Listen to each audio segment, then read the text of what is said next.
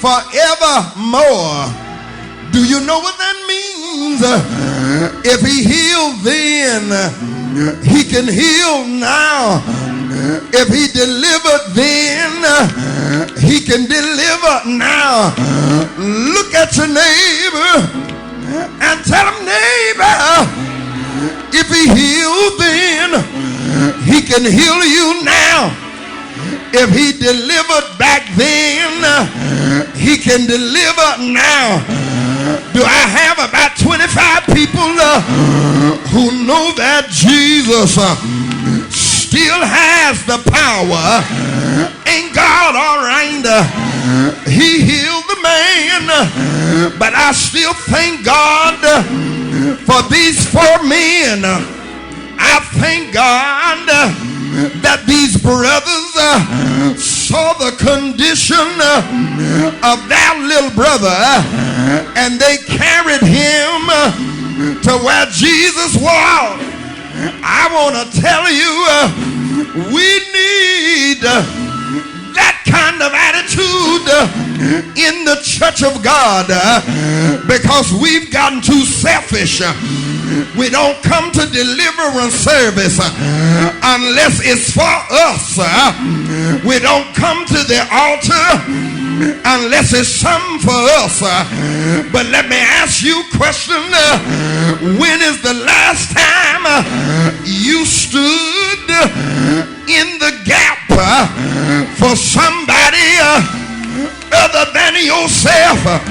When is the last time you prayed and cried and prayed and stayed on your face before the Lord, and it had nothing to do with you?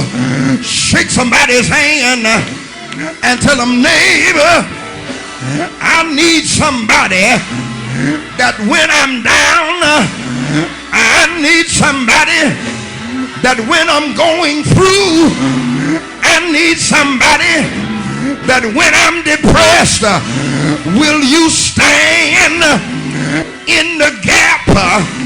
Will you pray for me? If you pray for me, I will pray for you. Do I have anybody here that don't mind standing? You may have a daughter, you may have a son, and they're not saved, they're not in church, they need to be delivered, they need to be set free. Will you stand in the gap?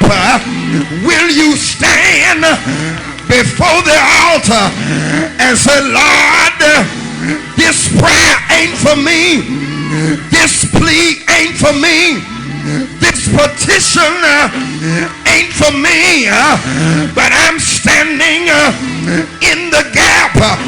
You see, what we need in the church, we need some prayer warriors. Do I have a witness?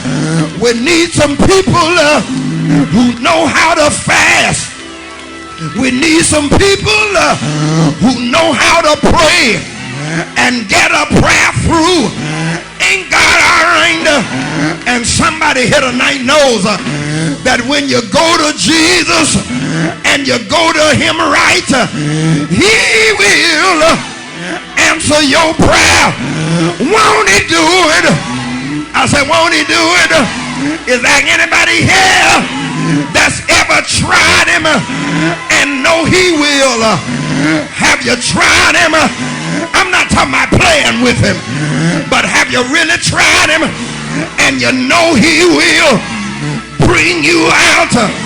Just catch your neighbor by the hand and just pull on him a little bit and tell him, neighbor, he will bring you out. Yes, he will.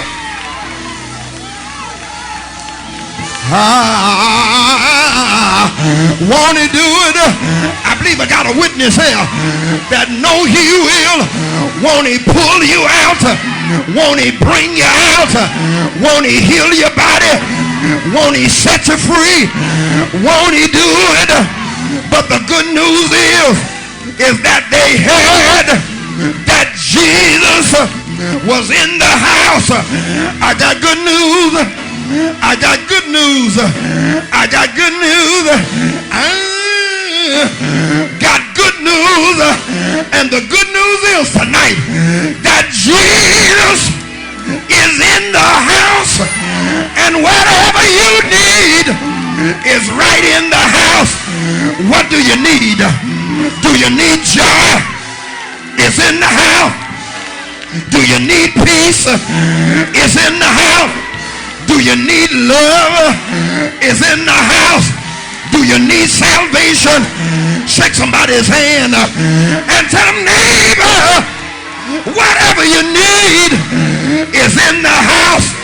And don't leave tonight until you get your breakthrough. Don't leave tonight until you get delivered. Is there anybody here that's going to stay right here until I get what I came for? Because Jesus,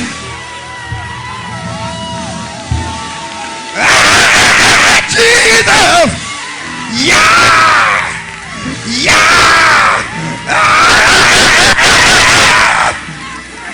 he's in this house.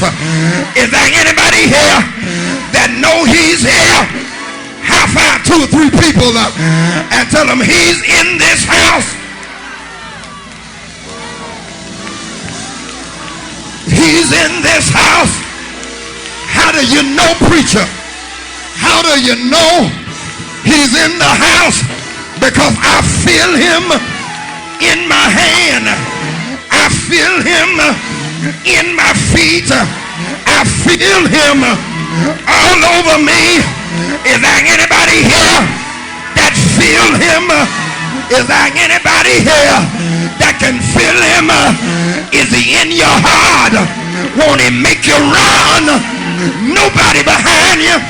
Won't he make you cry? Nobody bother you. If you feel him tonight, shout yeah! Shout yeah!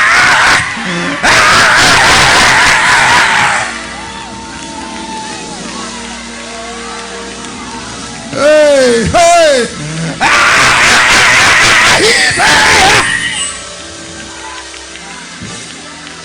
If you know he's here, just give him praise. If you know he's here, give him praise. Give him praise. Give him praise. Get what you came for. Get your breakthrough. Get your deliverance.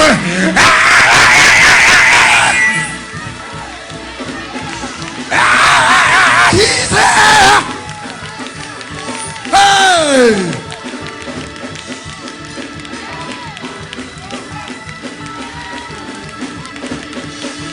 Get your deliverance. He's in the house.